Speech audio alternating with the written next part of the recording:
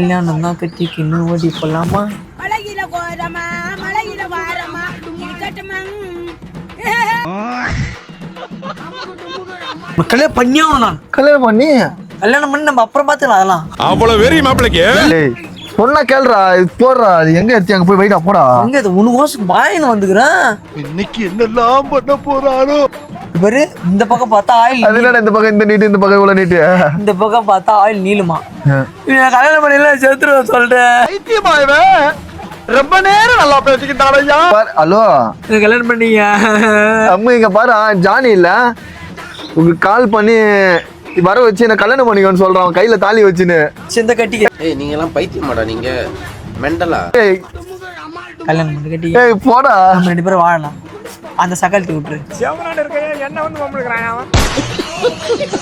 கல்யாணம் பண்ணியாகணும். கல்யாணம் பண்ணி என்ன பண்ண போற? போய் மாட்டேன்.